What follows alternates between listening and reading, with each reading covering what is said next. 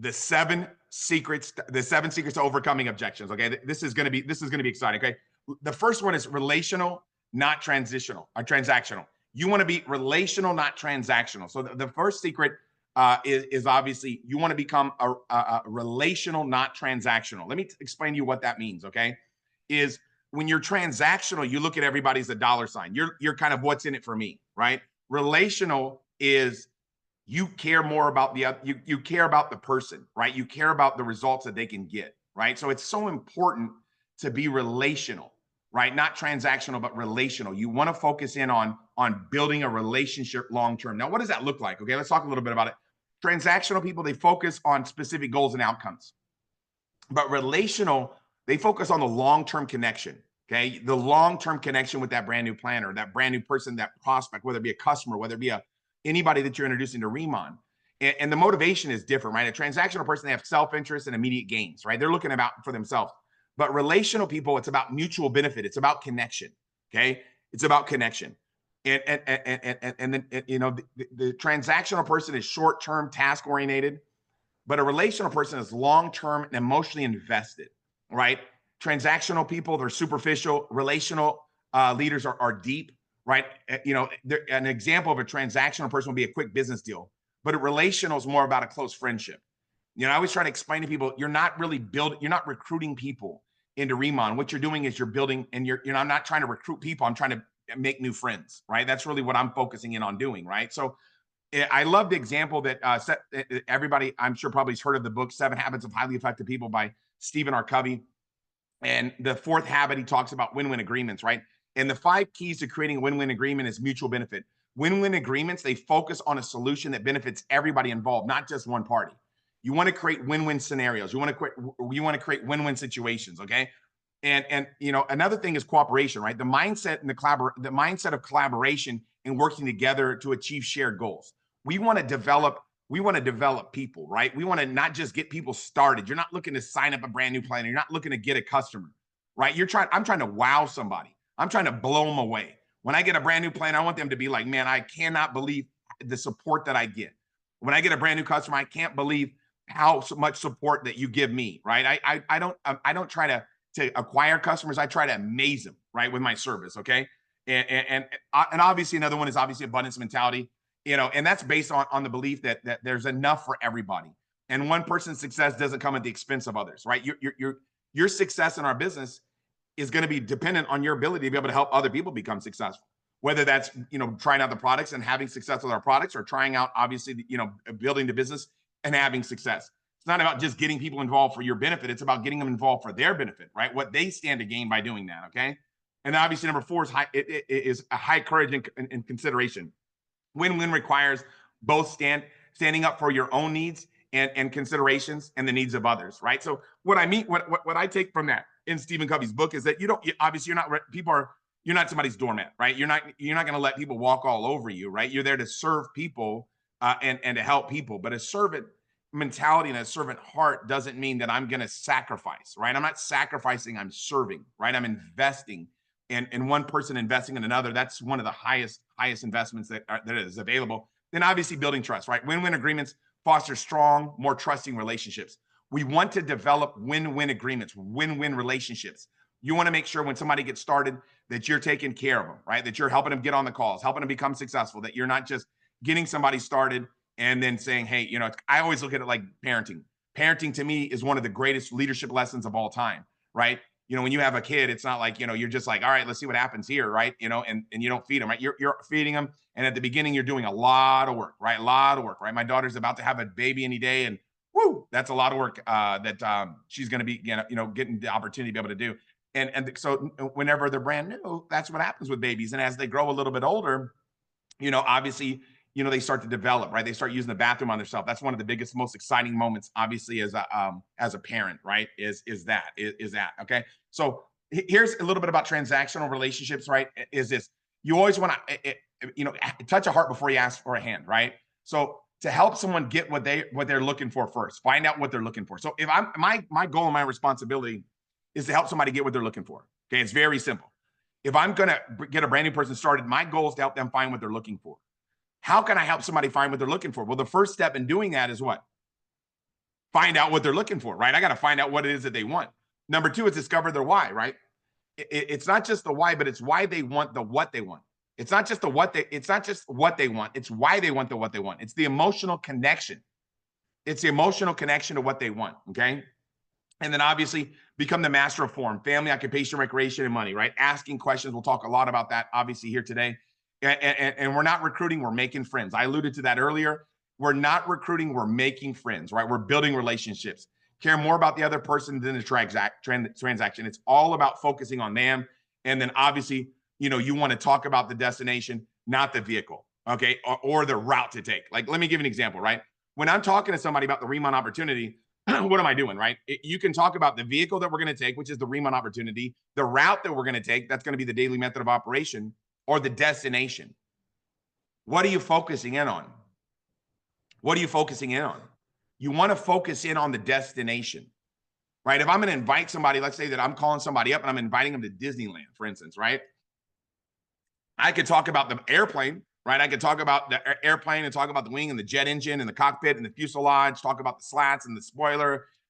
Or I could talk about the route that we're going to take. Man, we're going to be flying from here to here. Or I could be talking about Disneyland. And when I talk about Disneyland, what do I want to talk about? Well, I want to find out what it is that they want, right? If somebody's like, man, I don't like roller coasters, I'm probably not going to spend much time talking about roller coasters, right? But if they're like, man, I love meeting the characters, I'm going to probably focus in on that, right? I like walking around the park and feeling, the environment that they're able to create at Disneyland, right? Or maybe they want to go, they want to go on the Dumbo ride because they love that Dumbo ride. Whatever somebody wants, that's what I'm going to focus in on. I'm not going to, if someone's like, man, I just can't stand the characters. They creep me out. And I'm like, man, you know what? I can't wait to go get we're going to go, I want to introduce you to all these characters. So you want to talk about what people want and what they want to get out of this business. If I was going to invite you to Tahiti, would I talk about the airplane, the flight path, or would I talk about the beaches, right? So when you're talking to people, talk in terms of their interests, right? We know that from How to Win Friends and Influence People, right? So now the secret to overcoming objections, right? Everyone communicates, few people connect. Okay, this is number 2. Okay, so this is from a book John C. Maxwell wrote. It's an amazing book, and I'm going to give you a couple of highlights from that. Okay, connecting with others begins with understanding the value of people. Okay, if you value people, you're going to spend more time doing what? Connecting with them, right? Finding out what makes them tick, right? If you just look at people and you're transactional, you're not going to really connect with people, right? You're going to be you're focusing in on yourself. When you're connecting with people, you want to focus in on other people, right? So, giving another example, that is the ability to connect with others is the most important skill that you can learn. The most important skill that you can learn, in my opinion, is connecting with people. And it's going to have a lot to do with how to overcome objections, right? If you do a really good job on the front end of connecting with people, right? If you really want to help people, okay, connecting becomes more natural and less mechanical. You don't have to focus on it, right? When I'm meeting somebody for the first time, I'm genuinely interested in finding out who they are, right? It's not about like, hey, it's not a technique. It's a mindset, right? I want to focus in and find out who this person is, right? I want to get to find out who they are, what makes them tick. I want to find out what makes them cry, right? What makes them laugh? What is it that motivates them, right? Because I'm building a long-term relationship when I get a brand new person started, okay? So it becomes part of who you really are. And the next thing is simply this, is being in a hurry, right, prevents most of us from connecting effectively, right? So sometimes you got to slow down to connect more with people, right? You got to connect with people. And if you're always in a hurry, you're not able to spend the time with people to show them that you care, right? So another example, this number 5 is this, is you don't have to be a high energy person or an extrovert to connect with people. Okay. A lot of times people are like, oh, I don't have the personality to connect with people.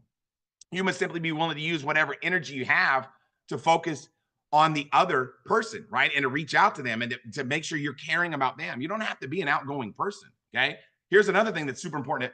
If you wait until you can do everything for everybody instead of something for somebody, you'll end up doing nothing you won't be able to do anything for anybody. Focus in on doing what you can do. Do whatever you can do. And this is, to me, is the biggest one. And I love this one is the people whom have the deepest connection are those that acknowledges their weaknesses. You want to acknowledge your weaknesses.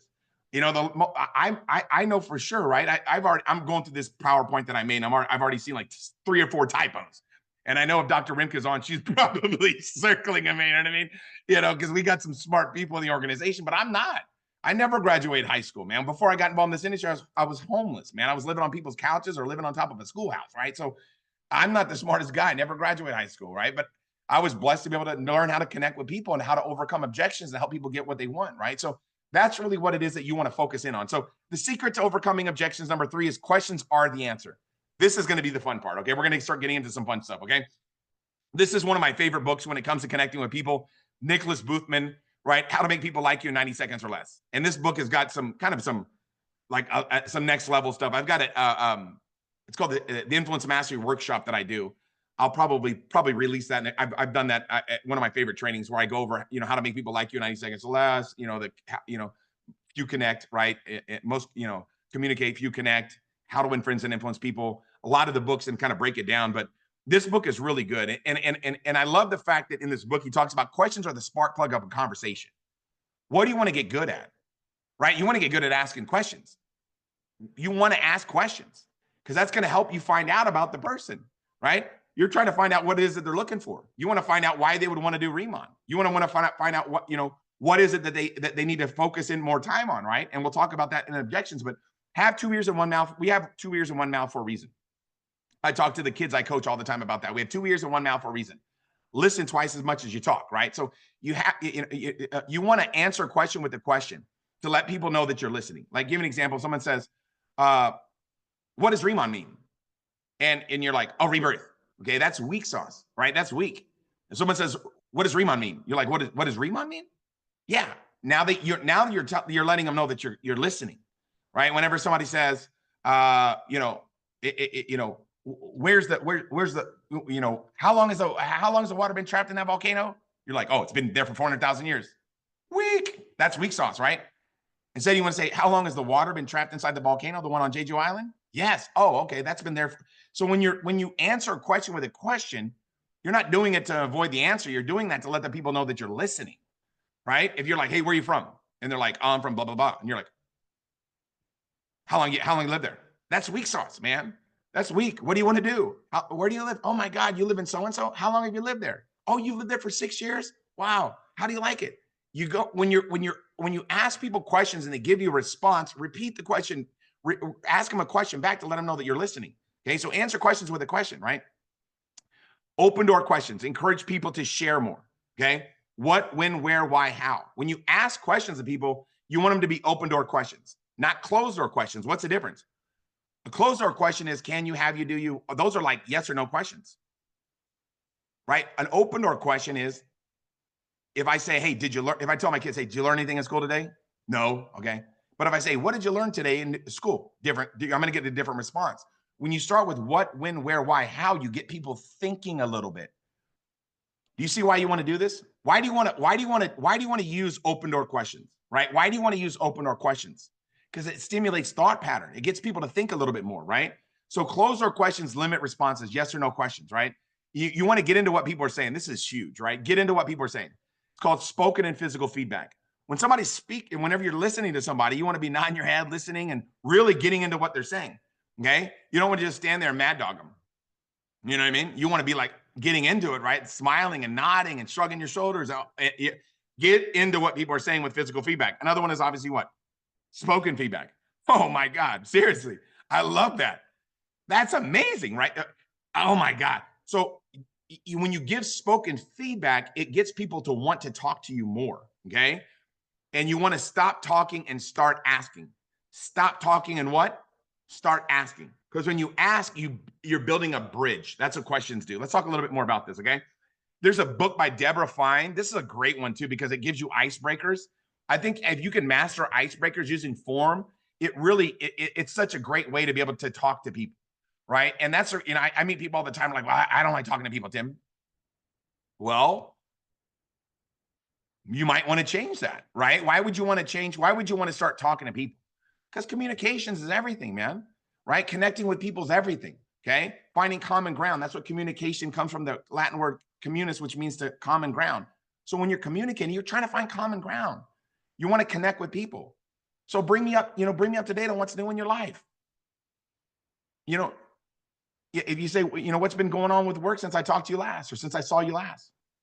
What's new? What's new with you in your life, right? What's changed in your life since we spoken last, right? Those are going to, you're basically you're going to get a response from that. How's your year been so far, right? What's new with your family? And then when they respond, be like, oh, da da da da. Like, man, you don't say, that's amazing, right? So you're telling me, boom, boom, boom. And you just jump into what people are saying, right? You want to really connect with people. Ask questions, ask questions.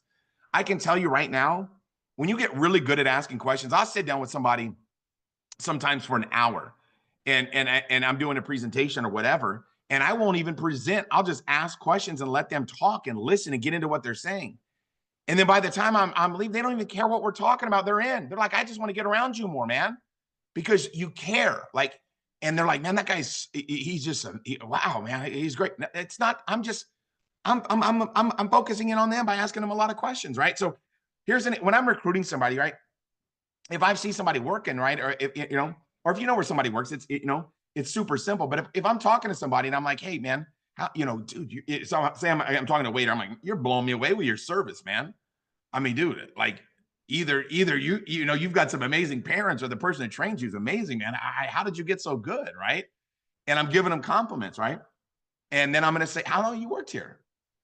And they're like, I don't know, 7 months. Oh man, you've been here for 7 months. Wow, man. I mean, you're doing a great job. What's your favorite thing about working here? Oh man, I like the tips. Oh yeah, you're the kind of guy that likes to make big money, huh? Yeah. I go, if you could change one thing about working here, right? What's your least favorite thing about it? Oh man, my manager's a jerk. Oh, wow. So you don't like working with negative people. You like to be around positive people and you like making money. Am I right? Yeah. Heck yeah. I said, look, if I could show you a way for you to be able to make more money than what you're making now and work with way more positive people, would you be interested? Done. It's done. Right. So sometimes when you do this, it doesn't work out. Like, give an example. If I'm talking to somebody, I'm like, let's say they're an engineer, right? I'm talking to somebody, you're an engineer, right? What's your favorite thing about being an engineer? Oh man, I like, taking things apart and putting them back together. We don't really have that. You guys follow what I'm saying? So I'm going to say like, so you're the type of person you like deep. You're the type of person, you like to learn new things and really understand how things work, right? Okay. So sometimes when they give you an answer, right, you've got to try to dig a little bit deeper to kind of find something that we have that you can say, if I could get more of this. Because if I tell somebody, like, yeah, man, I like playing sports. I'm like, what do you like? Oh, I just like dunking on people. Oh man, okay, cool. So you like dunking on people. Well, if I can show you a way to dunk on people more, like we don't have that. You guys get what I'm saying? So when you're talking to people, you're trying to find out, you dig a little bit more. Like I master this so much is I just talk to people and find what do you like best about working? So I'm talking to somebody and I already know where they're working, man. You still working over at so-and-so, man? What's going on over there, man? What's your how's it been? Oh man, just going, man, you don't say. That's amazing, right? And you're getting into what they're saying, right? What's your favorite thing about them, man? You've been there for a while. What's your favorite thing about it? Oh, you like da da da da da, huh? Oh yeah. And then what's your least favorite, man? You could change one thing. Like, what's your least favorite thing about it? I don't like this. If I could show you, so you don't like that. So if I can show you a way to get more of what you like and avoid what you dislike, would you be interested? Yeah. So you're trying to find something that would connect with people, and you'll just get good at this by doing it, right? So ask questions, right? Now, secret to overcoming objections number 4. You want to welcome objections. This is going to be good. Okay. I want you guys to really get into this. Okay. There's a book by Jed Blunt that's really good about objections, but the 6 reminders about objections. Objections are buying signs. They're not rejection signs. Okay. There's a big distinction between the two, right? If somebody has a objection about something, and I'll go over the objections, right? But if somebody has an objection, what's that telling you? That tells you that they want to spend more time on it. Like, give an example. If let's say that you walked into an appliance store and you went over to a salesperson in an appliance store and you started giving them objections about the washing machine. You wouldn't be giving them objections about a washing machine unless you're interested in buying one. Would you? You understand what I'm saying? Like, you with me on this? So objections are buying signs. So you want to welcome objections. Objections are good, okay? Because they're going to tell you where you need to focus more time on. If somebody's like, I just don't have the time for this. What does that tell you? Like, what does that tell you? Let me tell you what it tells me, that they need more time in their life, right? You know what I mean? Are you going to, as we get older, do we get more responsibilities or less, right? We get more responsibilities. So if you don't have time now, you're not going to have time later. So I'm not going to say that to them, but I know that that's what I need to focus in on is, doing this business right along with what you're doing. If somebody tells me they're real busy, I'm in my presentation, what I'm going to talk about, right?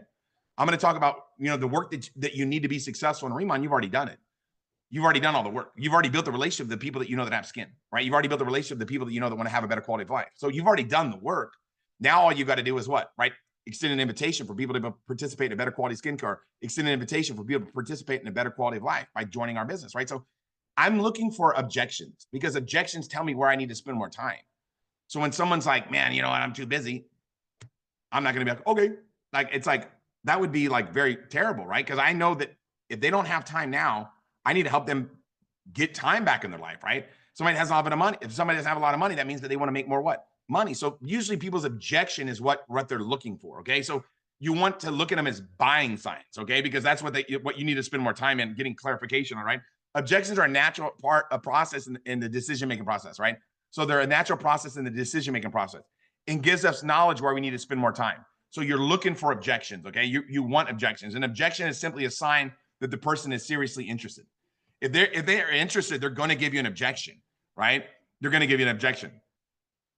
Okay, it's super simple to understand. Okay, the most objections are misunderstandings that need to be addressed or questions that need to be answered. So when someone has an objection, all you got to do is clarify it, right? You got to clarify that objection because all that objection tells you is you need to be doing. Now, if you do, let's say I do 5 presentations, right? And I get the exact same objection. What does that tell me that I've not done a very adequate job in when I presented the information? I didn't remove that objection in my presentation, right? The whole time that you're doing it, when I do a presentation, I'm designing a presentation to remove any objection that people might have, okay? So whenever we get to the end, they're ready to get started, right? So it's kind of common sense. That's why we do presentations and present the information to people, is to help them understand that what the objection is. There are no new objections. That's the thing that I want you to realize. There's no new objections. It's not like someone's going to be like, hey, what about this? Like, there's no new objections. Every objection's already been there, okay? Repeat the objection, jump on their side and become assistant buyer, right? So I always, so if someone has an objection, boom, I'm gonna repeat the objection. They're gonna say yes, and I'm gonna jump on their side. And I'm gonna become an assistant buyer, and I'm help navigate them through that and help them understand that that really is not really the case. Okay. So now, before we get into the objections part of it, which is secret number 6, I really want to spend some time on cushions because to me, cushions are the most important process in overcoming an objection. Okay, because you're not trying to get into arguments. Okay, I've seen people like literally argue with people and it's like grosses me out. I'm like, dude, what are you doing, right? So let's talk a little bit about what a cushion is, okay? And I'm going to talk about that in a second. But first, we have to understand the difference between sympathy and empathy, okay? This is from Zig Ziglar's book, The Secret of Closing a Sale. And I hate using the word closing a sale because it sounds transactional, but I mean, that's just what he called his book, okay? So the reality is that sympathy means that you feel like the other person. Okay. Empathy means you understand how the person feels, though you don't feel the same way. Okay. So the example that Zig gives in his book is if you see somebody throwing up on a ship, let's say you're on a ship and someone's seasick and they're throwing up, right? If you got sympathy, right? What does that mean, right? That means you feel like the other person feels. So you see them throwing up and you're like, oh man, I feel sick too. And then you start throwing up. Do you guys see what I'm saying? Is I know how you feel. I feel sick too. And then you just join them in the throwing up process. But if you have empathy, you see somebody throwing up, you're like, oh man, I know how you feel, right? Let me get you some Dramamine, right? And I hope I spelled Dramamine right. I don't even know. I should have looked it up. And some water, and let me hold your hair. I threw the hold your hair. Zig doesn't say that one, but I threw that one in there because I know we got a lot of ladies on the call, right? But I know how you feel. Let me get you some Dramamine and some water and hold your hair, right? So it's, you know how they feel. You don't necessarily feel that way. You understand how they feel. I understand how you feel. You feel sick. So let me help you out and let me help you find something. So you want to have sympathy. That's really, to me, what a cushion is you're having, you don't want to have sympathy. You want to have empathy. You want to understand how they feel and you want to help them how to overcome that. Okay. So let's talk a little bit more about a cushion. Okay. How to Win Friends, Influence People, by far my favorite book. Oh my God. I love this book. And I know majority of you guys probably read this already, but the 8 keys to understanding a cushion. Okay. And Dale Carnegie's got it. The Dale Carnegie training. That's where I got this from. Is the 8 keys to understanding a cushion, right? Be over the top with your listening skills. That's number 1. You got to be over the top with your listening skills. You're really listening. You're not trying to come with a rebuttal, right? You're not trying to defend your position. You're not on trial. You understand what I'm saying? I already know when I talk to somebody, I already know that I got the best opportunity on the planet Earth. I already know that. When I talk to somebody about our products, I already know that there's not one objection that somebody can give me for not joining. There's not an objection that it's not that they can't give it to me, but I can't help them see that that's not a reality. You understand? It's like whatever the objection they have, that's fine. I'm going to help them go get away from it. I'm going to help them understand that that's not necessarily the case. But I'm not going to debate with them. I'm not going to argue with them. What am I going to do? I'm going to use a cushion, right? A cushion is a statement that acknowledges that you're listening to your prospect. Okay. Here, that you heard the objection and recognize the importance. When a prospect states an objection, your first action should be to use a cushion for the objection. Okay. A cushion does not agree. Okay. A cushion, like, give an example. If somebody, like, when I was a newbie, probably my first 5-6 years, I was the guy that used the canned one that everybody, like, you've heard it a million times. I know how you feel. I felt the same way. Here's what I found out. I know how I feel. Some other people felt like that. This is what I found out. There's nothing wrong with that one, right? That's a good. It's a lot better than arguing with people. So if you're still felt and failing it, don't keep doing it, okay? But what I want to show you guys is another method. I'm over the top with my cushions, okay? I'm talking about boom. Someone has an objection. I'm like, oh my God. Hello. Like, literally, that's exactly how I thought. Like, I love the fact you said that, because, like, literally, that's how I was. Now, if it wasn't the case, I'm not going to lie. You understand what I'm saying? But I'm going to understand where they're coming from. I'm like, oh my God, like, dude, trust me. Like, that is huge. Like, I'm glad you said that. That's amazing, because, like, some of the top people I work with, they had that same exact reaction. You know, they were like, hey, and I was like, oh my God, you know, and then I showed them this and they were like, yes, that makes sense. Right. So let me share with you what I showed them, right? Or whatever the case may be. But I'm going to talk more about this cushion and help you guys get a better picture on it. But here's what I want you to realize. When you use a cushion by showing empathy, you create a more positive, trusting relationship between you and your prospect. Okay. You're not trying to argue with people. You're not trying to be short fused. You're really trying to get into what they're saying. And I know how you feel, man. Like, you know, hey, yeah, dude, like, trust me, like, that, what you just said reminds me totally of me. That's like literally how I was thinking. Like, I mean, like, and if I'm there with one of my buddies, like, you know, right? You know how I was. You know, that's what I said too. I go, this guy's going to crush it. Or this lady's going to be on fire, because that's how I was thinking. You're thinking exactly the same way that I'm thinking. You want them to feel good about an objection. When somebody gives you an objection, you don't want to be canned and be like, I know how you feel. I felt the same way. Here's what I found out. Okay. You want to really be over the top of the cushion, right? So, and that's the most important part to me in overcoming the objection. It's not about memorizing rebuttals. Like, that's easy, but what am I doing? Pushing the wrong button. Sorry. Now here's the 8 keys. I talked a little bit about this. Here's number 5, right? The number one thing more important than anything else is that the number one thing people want more than anything else is to be understood. People want to be understood. So you want to connect with people and find out and jump into it and understand where they're coming from. The first part of influencing is understanding. I talk about that in our presentation training that you guys have probably seen. In my presentation training, right? That's exactly what I talk about. Is the first part of influencing is understanding, right? And then you got to identify with it, right? So be sure to listen to the objection, even though you might have heard it 1,000 times, right? It's like, I've heard the objection, whatever it is, I've heard it a million times, and I know how to answer it, but I'm not going to just answer it. I'm going to jump on their side and I'm going to let them know, dude, it's good. I'm glad you said that, right? I'm like, yes, like, that's perfect. Like, that's exactly what I wanted you to say, because that's what, like, a lot of my top people said that, are, you know, some of the top people I worked with said the exact same thing. Or, like, literally, that's exactly how I was thinking. When I saw this for the first time, I was like, boom, it was word for word, right? And then I'm going to overcome the objection, right? So wait until they're done sharing their objection, then use a cushion. You know, I can appreciate concern. Thank you for sharing that with me. I know how you feel. I felt the same way. Whatever it is, you want to make people feel good about having an objection. You're not trying to debate with people. It's not a debate session. You understand what I'm saying? And you're not trying to convince people to get in your business. But when they have an objection, they're not saying, like, if someone goes like, how do you know if somebody wants to not do it? If I'm sitting down talking to somebody and they stand up and say, no, I'm not interested, and walk away, guess what that tells me? They don't want to do it.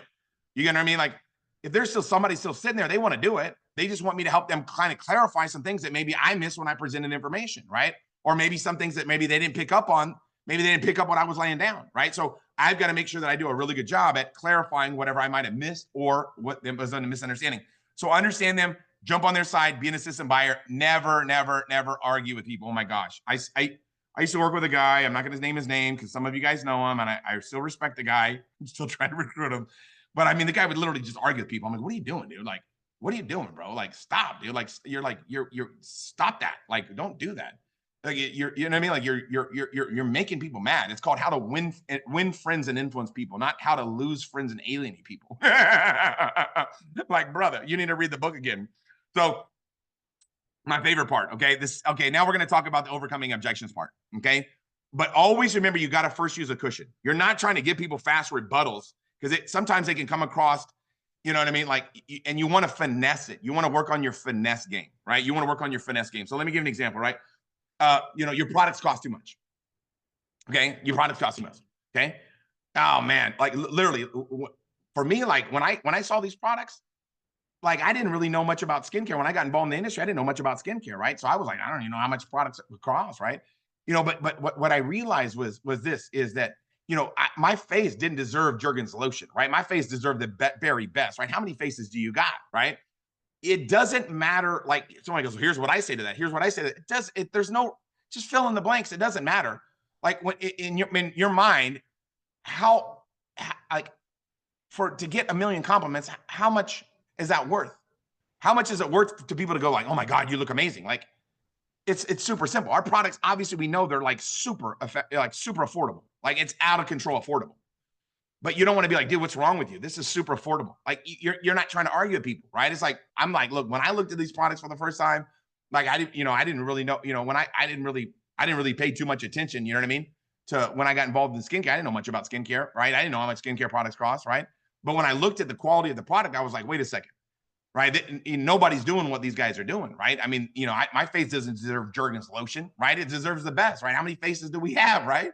I mean, let's think about it. What do you want to put on your face? You want to put the very best? Boom, and then bam, get him in as a customer. I'm happy with my current skincare. I'm happy with my current skincare, and I'm not going to be like, all right, bye, right? It's like you're happy with what you got because you haven't tried what I got, right? That's what I'm thinking in my mind. Okay. I was happy with it. I was selling skincare before I tried Riman. I was sold $1 billion of the stuff I sold. I liked it. I thought it was good. Right. So I'm gonna be like, man, like, dude, when I looked at Riman, I was happy with what I had. Right. I liked it so much I sold $1 billion worth of it, man. And I go, but look at you. I mean, your skin looks amazing, right? However, when you try our products, okay, you're not going to want to ever put anything else on your face. And the bottom line is this, man, we have a 30-day money back guarantee, right? You got nothing to lose except for a few wrinkles, right? You don't have even that many to lose, but we're going to get rid of them anyways, man. Let's get you dialed in. And you're becoming an assistant buyer. You're not trying to argue with somebody, right? You're not trying to argue with somebody. Here's one that somebody told me. I just bought some other products. In my mind, I'm like, throw them away, dude. Like, what are you doing? You know what I mean? I don't care what you bought is garbage compared to what I got, but I'm not going to say that. Like, geez, come on. Like, I'm not trying to make people mad. I'm just going to use a cushion, man. I'm like, you just bought some products, so you like skincare product, man. You want to find the best, don't you? That's how I am, man. But look, as soon as you start using our products, man, you're going to wish you would have found our products 5 years ago. You're going to wish you found our products 10 years ago, man. We have a money back guarantee, man. If you aren't satisfied, guess what? We'll give you money back and you can use those products that you have right now that you just bought. But I'm telling you, trust me when I tell you, man, you're never going to want to put anything else on your face. This stuff is going to, I mean, literally, you're going to be look at the before and afters, boom, boom, boom. It's all about raising your confidence. I give an example. One is like, I'm a guy. Why would I do this? Like, I'm not like, bro, what do you mean you're a dude? And why should you do this? I'm not going to be like, bro, are you stupid? Like, I'm not going to say like, hey, did you climb a stupid tree and fall down and hit every stupid branch on the way down? I'm not trying to argue with people. Do you guys get what I'm saying? In my mind, that's what I'm thinking. This guy's an idiot. But what am I going to say, man? Hey, look, dude, I didn't know nothing about skincare, bro. I used to use a bar of soap on my head, da, da, da, da, da. And if you're into skincare, you can't say that, but you can say, man, the guy that I work with, right? One of my business partners, this dude literally, he was putting bars of soap on his head. And that was it. Like, he had never used a skincare product in his life. And he was like, why would I get involved in skincare? Then when he found out that 9 of the 10 largest cosmetic companies were all started by men. And hey, those people didn't regret it, did they? Right? I mean, let's go. Let's get you in so we can start making just serious money. I used to work at a go-kart track, man. I didn't love go-karts. How many people are out there that are doing something they don't really love, but they do it for money? Let's get you making some serious money. Your family deserves it, man. Let's go. Let's get you in. I'm not going to let someone say I'm a dude. So why would I get involved in the beauty business? Like, why would you get involved in anything? Right? I mean, dude, if you're in business, you want to make money. Like, skincare is a cash cow, bro. Like, I can explain that to people in a heartbeat, obviously, but some of you that are ladies, it might be harder for you because you're like, yeah, how would I come across that? Use me, use my story. You know what I mean? Like, dude, I never even put a skincare product on my face, right? But 9 out of 10 companies are owned by, the only one is Estee Lauder, and her and her husband started that company together. Out of the other 9 companies were all started by men. Why? Because they understand if you want to make money, you want to sell to ladies. Women are the best consumers on the planet. If you're a lady, you know what I'm talking about, right? Here's what I'm gonna tell you, right? This is another good one, right? I need to think about it. Like in my mind, I'm like, bro, thinking about it has you where you are today. You're broke. You need to stop thinking unless somebody this thing can take over, right? But I'm not gonna say that. You understand what I'm saying? I'm not gonna say something like that to somebody. You understand what I'm saying? I'm gonna be like, man, look, I'm the type of person too. Like I like to measure twice and cut once, man. I'm just like you. You know what I mean? I don't just jump into anything, right? But let me ask you a question, right? What is it that you're kind of interested that you think you need to think about? And wait for the response. And then whatever the response is, address that concern. You know what I mean? Like I'm not, if you would have met Tim Herr when he was 20, and I know some of you guys probably met me around that time. There's probably a few people that are on this call that have met me around that time. You know that Tim Herr that you see now is not the 20-year-old Tim Herr. Like I was like relentless. But I'm really focusing in on finesse right now. You understand? Like you want to finesse people, make people feel good about getting started, right? You're not trying to get a customer, make it a transaction. You're trying to build a long-term relationship, right? So, you know, look, I'm not good at sales, right? I don't know anything about skincare, whatever it might be, right? To me, it's like, you know, obviously I could be like, you ever had a boyfriend or girlfriend? Are you married? Then you're in sales, right? Have you ever, you know what I mean? You ever talk yourself out of a whooping when you're a kid? Then you're in sales. Like I could say that, but that's confrontational, right? So when I just jump on their side and said, look, man, before I got started in this industry, the only thing I'd ever done was push go-karts. I didn't know nothing about this type of business. So I literally was like you. I thought just like how you think. There's my cushion, right? But then my brother-in-law who introduced me, he's like, what, are you right-handed or left-handed? I said, I'm right-handed. He goes, Tim, do you write with your left? Do you write with your left hand? I said, not at all. He goes, Tim, if I paid you $100,000 a week, would you learn to write with your left hand? I said, for $100,000 a week, man, I'll write with my feet. I mean, I'm writing with my feet for 100 grand. So if the money's right, we'll learn how to do it, man. We got a system that will teach you how to do it, man. Let's get you started so we can start making you some serious money. They're buying your confidence, right? They're buying your confidence. Like we know that, like we're not selling nothing. You're finding some skin and slapping some product on it. You know what I mean? Like anybody can do this, right? It's super simple. Okay. So here's another one: is it sounds too good to be true, right? You might hear that. Oh, it sounds too good to be true, guys. You know what I mean? Like I know that. What does their life look like? You know what I mean? Like, too bad to be true. Like, but I'm not going to say something like that. You know what I mean? Like, I could see where someone would think it's too good to be true because I like my life is too good to be true. I shouldn't be making this type of money. I'm the dumbest person on this call. Never graduated high school, right? I don't know. But guess what I do know? I know that I put in the effort. I know that these products are amazing, but they're not going to sprout arms and legs and walk over and talk to people, right? So, but I'm going to say like, man, you think this is too good to be true? And they're like, yeah. I said, well, look, man, I can totally understand where you're coming from, man. I've had people say that to me too before, but it's kind of like this, man. Isn't that what we dream of? Isn't that what we dream of, right? You know, obviously successful people have the ability to recognize opportunities while average people can't recognize them. Well, you want to be successful? Then let's get you started. It's like, what are we looking for? Too bad to be true? Like, come on. Like, it's silly. It's ridiculous, right? Here's another one. I've seen this kind of thing before. Okay. You've seen something like this, right? Yeah, me too, man. Before I got involved in this industry, I saw one of these companies before. I actually signed up and I didn't even know what I was doing. I was buying nutrition from this company, right, called New Skin. When I was 16 years old, I signed up as a distributor to get a discount on the product. I was like, and they were like, you couldn't bring your buddies in this. Why would I do that? I didn't understand the business, right? So I'd seen something like this before I got involved in the industry when I was 17. I did it when I was 16, but I didn't even know what I was doing. So I totally understand where you're coming from. I was the same way. But the reality is like, look, man, I've seen a lottery ticket before too, right? But just because I've seen a lottery ticket means I'm not going to win, right? We got to take action if we want to be successful. Would you agree with that? Yeah. Well, let's get you started, man. Let's take some action. Let's blow this thing up. So you're not like, there's no objection that I'm afraid of. There's no like whatever objection. I'm unstoppable, right? I'm gonna give you a couple more, right? Is this a pyramid scam, right? Is this a pyramid scam? Like we know this ain't a pyramid scam, right? It's common sense tells us that, right? This is direct sales, network marketing, right? We talked about it last week and why Riman. This industry is huge, right? It's what, like 100 times bigger than the NFL. Like this industry is huge. Well, guess what, right? People don't know that. And they don't even know what a pyramid is. So I'm going to ask them like, hey man, like I didn't know what this was too. I remember telling my brother-in-law, is this one of those triangle things? And he was like, a triangle thing? He's like, dude, what are you talking about? And I really didn't know. Like, Like, what is a pyramid? Like, explain it to me. Like, do you know? Or I didn't really know. And then let them talk. They don't have a clue what they're saying. And then what you say is, man, wait for a response and be like, look, man, yeah, I didn't know what one was either, right? But obviously, Riman's the direct sales industry. You know Warren Buffett, right? He's one of the most well-known billionaires on the planet. He owns a direct sales company. We know that direct sales is a real industry. It's it's not a pyramid, right? So obviously, it's easy to see that this is legitimate, man. Let's get you started so we can start making you some serious money.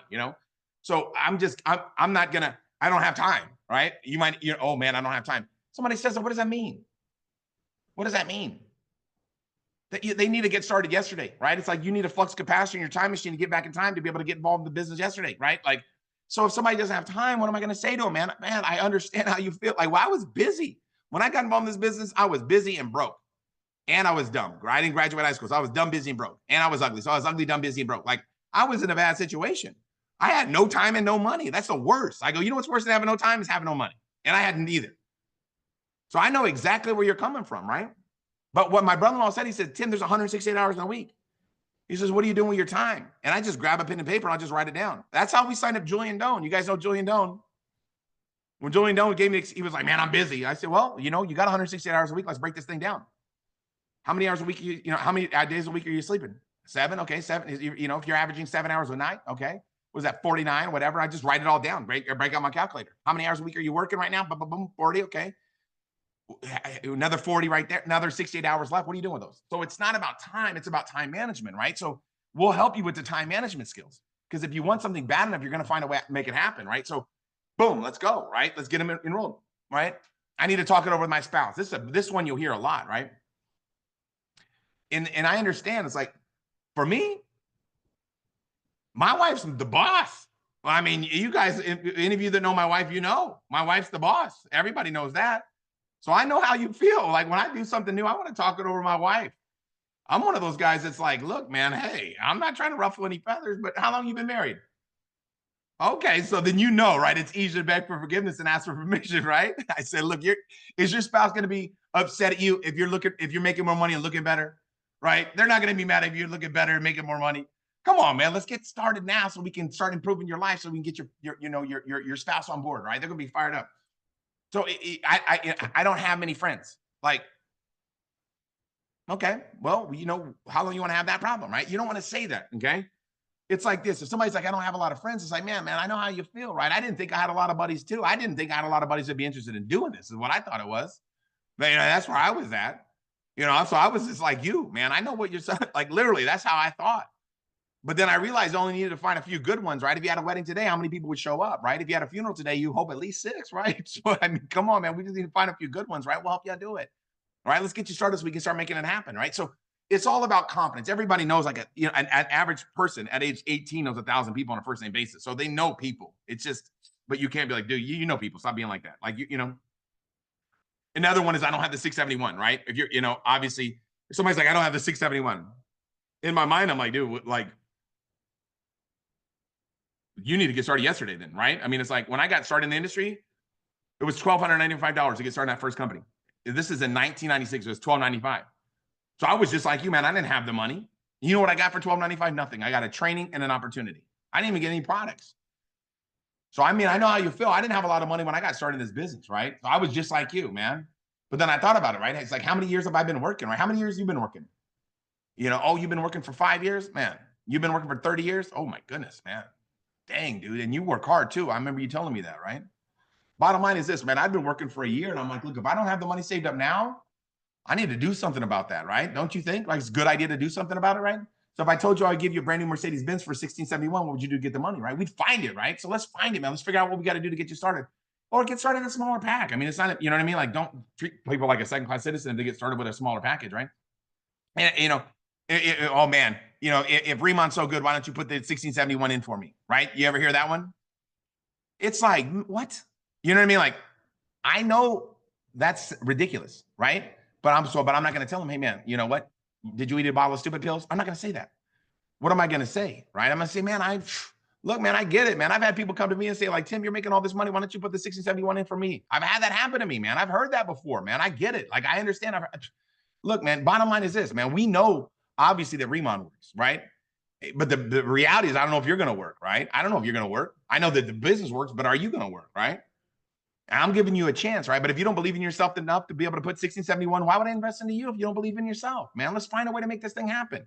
Let's figure it out. Let's get a game plan together to help you find a way to make it happen, right? And just how much you have on your credit card, how much you have saved up, because usually when somebody says they don't have 1671, it's like I don't have $1,671 in my back pocket, but they have the money, right? So it's just about having that confidence to be able to know that, right? And because I don't want people to miss this business. I'm not going to let somebody miss this business, right? Yeah, I'm satisfied with my income, right? Or I like what I do. Like, I get it. Like, dude, I get it, right? Before I got involved in Riman, I was satisfied with my money too. I didn't need to make any more money. I'm with you, bro. I was the same spot. I didn't need to make any more money, right? I was good. But bottom line is this: how much money do we have to, save for a rainy day, right? I'm pretty confident, right? We could all use some extra cash. We all have a spare tire, right, in our car just in case, right? Look, shouldn't we have a spare tire in our life too? Obviously, a second stream of income is going to be a good idea, right? Let's get you started, man. Let's get this thing going for you. It's about having a backbone, not a wishbone. You understand what I'm saying? There's no objection that is like, oh my God, that's a real objection. Oh my God. It's like, there's no objection. Okay? I'm not interested. That's someone's like, what if they say they're not interested? Are they really not interested? Because are you not interested in looking sexier? Right? Are you not interested in looking in the mirror and being like, damn, I'm looking good? Like, obviously they're interested in that. Right? Are they not interested in having more money? Right? The thought of more money is disgusting to them. So the reality is that everybody's already been doing this business. We've all been doing this business since we're 6 years old. When I was 6 years old, I would play with a G.I. Joe and I would tell my friend about it and he would go buy it from KB Toys. I just didn't get paid for it. So we're doing this anyway. So it's not a matter of being interested in it, right? We know that. We know that you're already doing it. So whether you're interested in doing it, you're already doing it. It's a matter, do you want to do it for free or get paid? Now that's an IQ question, right? That's an IQ test. But I didn't know if I was interested either. I was the same kind of way, man. I wasn't sure if I was interested either, man. But then I thought about, what am I not interested in? Making more money or having, or looking better? I'm kind of interested in both, aren't you? Heck yeah, man. Let's get you rolling with this, man. Let's make this thing happen. You see the confidence? It's like, I'm not beating on people. You understand? Even though in my mind, I'm like, I want to just be like, shake them. I'm not going to do that. Okay. I get it. Like, give me another one, right? Only people at the top make all the money. Right? Use a cushion, right? Man, you think only the people at the top make all the money? Yeah. Hey, man, I get that, right? I could see where you might think that. Okay. Totally, man. I've had people say that to me too. I mean, I've heard people like that say that to me. Let me ask you a question though. Where do you work right now? Does your boss make more money than you? And then does his boss make more money than him? And then does his boss sit on the very top and make the most money? I mean, that's what I realized. I was working at Boomers, man. That's what I realized. So obviously to me, it sounded like the people at the top of my company was making all the money, right? The top of Boomers guy was making all the money. Here we can make as much as we want. There's no restriction. You have the same opportunity. I got involved in Riman a year after everybody else. Guess what I did? I passed them all up. Why? Because I want to help people. I want to help people look better. I've got a passion in helping people. You like helping people? Let's get you rolling, man. Let's make this thing happen, right? Because the reality is the biggest money earners in Riman haven't even seen it yet. That's a guarantee. Like, there's going to be people that come and make way more money than us. Let me do some research. Let me do some, what are you, a scientist? What are you, a skincare scientist? Like, come on, dude. Like, but I'm not going to say that, right? I'm like, man, you're the person to do due diligence, right? You're the one to, hey, man, I get it. Dude. I know people like you, right? I go, man, I already know guys like you. People like you, man, you're the ones that do the best, man. Because you want to make sure you measure twice, cut once. I get it, man. I'm the same way that you are, man. But let me ask you a question. What do you want to research, man? Let me help you research it while I'm here so I can get you the answers that you're looking for. And just wait. What do you need? Because they're just, a lot of times people are just making an excuse because most people are not successful in life. We know that. And there's a reason for that. There's the pattern that they have in life for not being successful. And they just want to default. They want to default to that failure. I'm not going to let people fail. Like, you think I'm letting people miss this? Like, I've got people getting started now that it's been taking me 20 years to get in the industry. Like, I'm not letting people, I'm not miss out. Am I really going to make any money? I mean, you have people, am I really going to make any money? And it's like, man, that's a valid, I'm glad you said that. Right? Because that's a valid concern, man. I can understand where you're coming from, man. You don't make any, like that. When I got started, I got to make any money. I was the same way, man. When I got started in this industry 30 years ago, I thought the same thing.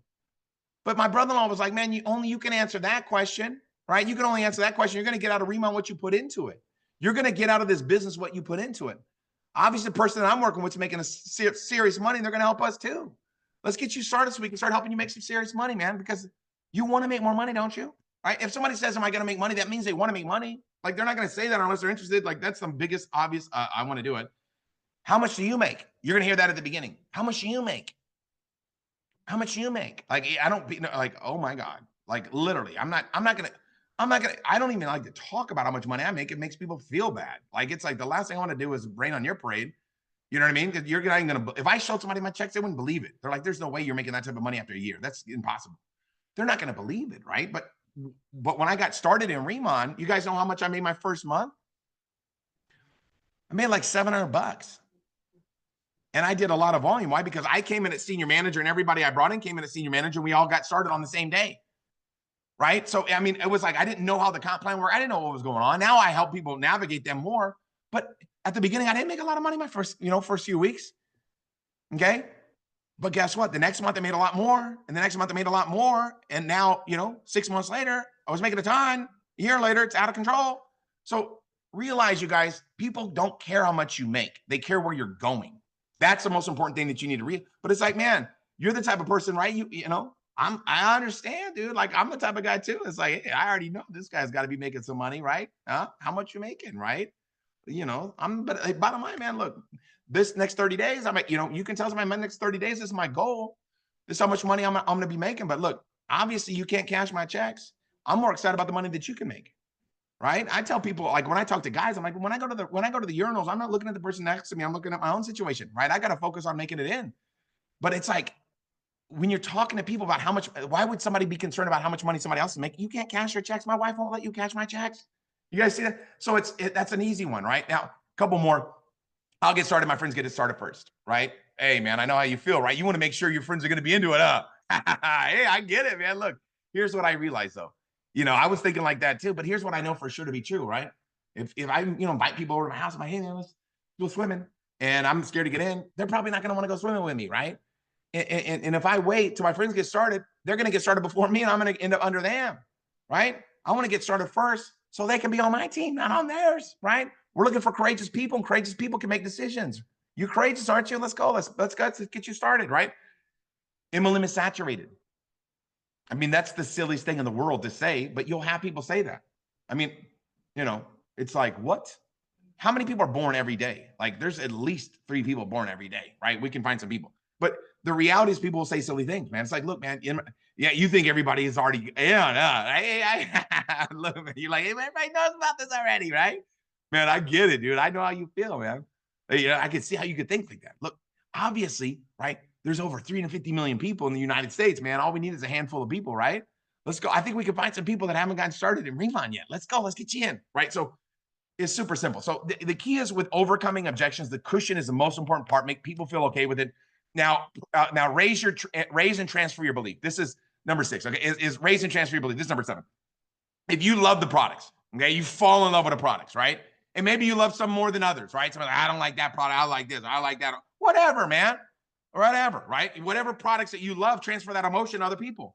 Get them to feel the same way. If I can get you to feel the same way that I feel about it, you're going to become what? You're going to become a new customer, right? If you love something and you transfer that emotion to somebody else, they're going to want to become a new customer. If you love I love the Riman opportunity. I transfer that emotion to the people, and guess what happens? Boom, I get new planners. I love working the Riman business. I love sharing this thing with people. I love talking to people about the Riman opportunity. I love it. I love working hard. And when you love what you're doing, you love sharing this business with people. You're like, I can't wait to find out who I'm going to meet today. It's like, to me, it's like every day I meet somebody, it's like opening up a Christmas gift. It's like, oh my God, right? Or a birthday gift, right? So you transfer that emotion of loving it, and you're going to motivate your team. Your team is going to take how do you get your team so motivated? Because I love what I do. I love doing it, right? Somebody goes, man, you're always just doing it. Yeah, why would I not? Like, why would I not share this with new people? Why would I not introduce this to new people all the time, right? All the time. We're always introducing people to this opportunity. So raise and transfer your emotion, right? Here's a little bit about this before we wrap this thing up. 6 reminders to raise your belief, right? People have been afraid not to join you if they know that you know where you're going. People will be afraid not to join you when they know that you know where you're going. Confidence is contagious, but guess what? So is lack of confidence. Okay. People don't care where you are. They care where you're going. Okay. You gotta look, it's not where you're at right now. Okay. It's about where you're going. Okay. It's not about when I got started, I knew that I would be where I'm at, but this isn't where I want to be. This is on the way to where I want to be, right? This is step one, or we haven't started yet, man. We haven't even got started yet in Riman, man. We haven't scratched we haven't made it in the day yet, baby. We're just getting started, right? Be a tour guide, not a travel agent. Taking people with you. Overcoming objections doesn't stop once people buy our products or they get started with our opportunity. You're always removing objections.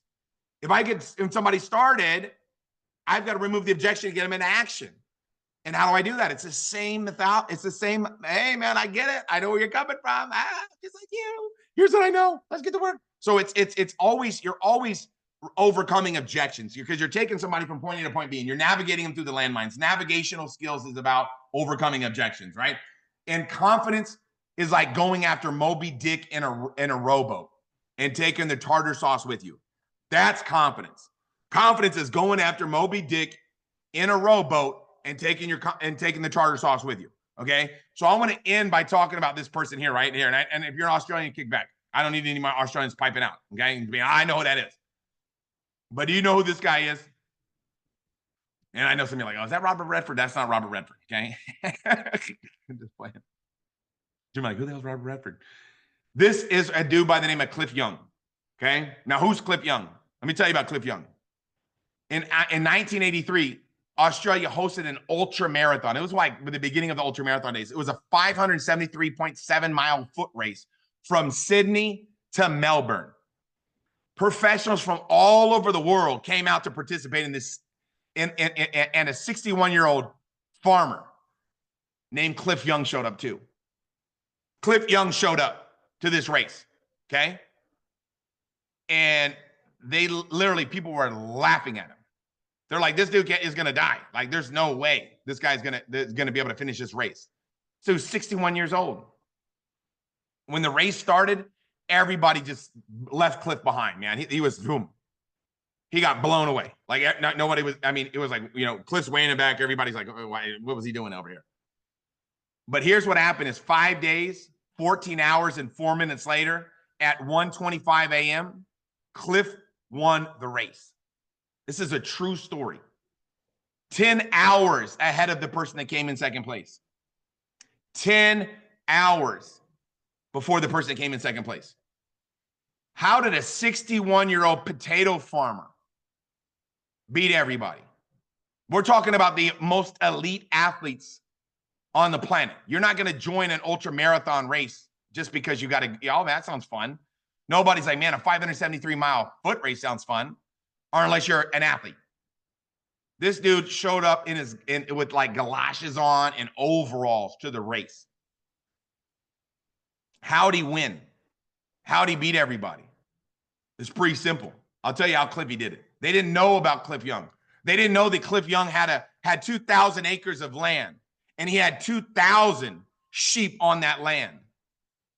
And sometimes he would spend 3 days straight herding his sheep.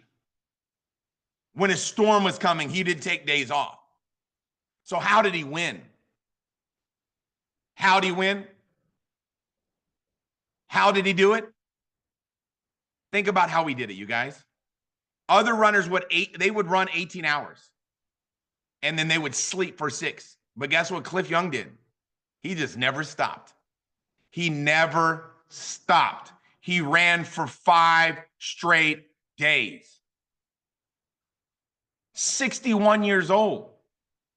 And they asked him, and when he interviewed him, because he beat everybody considerably, he said he imagined chasing his sheep and trying to outrun lightning. He just kept on realizing he's just like what he does, chasing sheep. He won $10,000 prize money. He didn't do it for the money. He took that $10,000 and he split it up amongst numbers 2 through number 6. He became a legend in Australia, the Cliff Young did. But he just kept on running. He wasn't the fastest. He didn't have the best technique. He just kept on keeping on. He just kept on keeping on. He wasn't the fastest, wasn't obviously the most athletic. The difference was his mindset. He kept on keeping on. See, you got to keep on keeping on if you want to go to the top. Let's talk about call to action here. Have 5 guests on the Monday opportunity and Saturday opportunity. Spencer Iverson, if you have never seen this guy present before, you're missing out. Spencer and Jermaine are going to smash it. I mean, these guys are on fire right now. Jermaine and Spencer are on fire.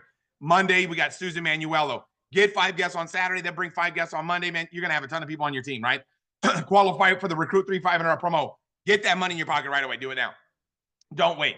Get everybody started. Get your tickets for the Roadmap Convention, and more importantly, get to rank advance before team leader, before June 1st for team leader, right? Before the new enhancements come.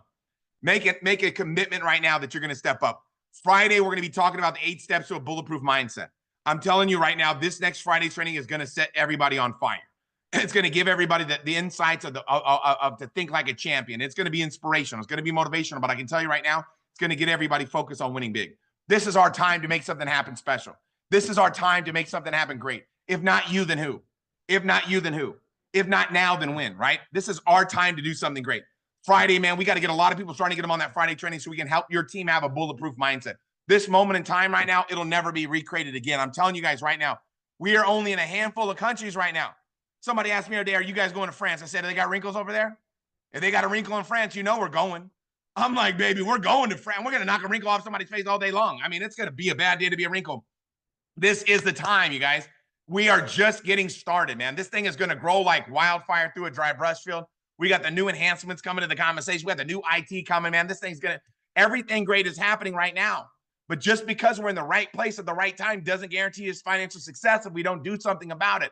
How many people did you talk to today? How many people could you have talked to today? If you give it all that you got, like Clip Young every day, and I'm not telling you to go run for 5 days straight, but I'm telling you, man, just give it a little bit more and a little bit more and a little bit more and a little bit more. If you keep on keeping on, keep talking to people, keep talking to people, keep talking to people, keep talking to people, I'm telling you, it's going to happen for you. It's going to happen. You can't share a good idea long enough and then not fall on the right people. This is our time where we got to say, man, I'm going to make it happen. I'm going to get the job done. I'm going to step up, man. I'm going to get out of my comfort zone, Tim. I'm getting out of my comfort zone, man. I'm going to start talking to more people. I'm going to start sharing the opportunity with more people. I'm going to become an effective presenter, right? I'm going to start presenting the information. I'm going to start doing more pop-ups. I'm going to start finding some people with some faces. I'm going to find some people with skin, Tim. I'm telling you, man. I'm going to find a wrinkle. I'm going to find some wrinkles today. Boom, I'm going to knock some wrinkles off some faces. We have got to decide right now that this is our time. This is our chance. We can do it. We can make it happen. Let's make a commitment in our mind, make a commitment in our heart right now that we're going for it over the top, over, under, through. Let's make it happen. So I want to appreciate everybody's time. Thanks for joining us tonight. Let's make it happen. Let's go all out. Let's make it happen together. God bless each and every one of you guys. Thanks, everybody.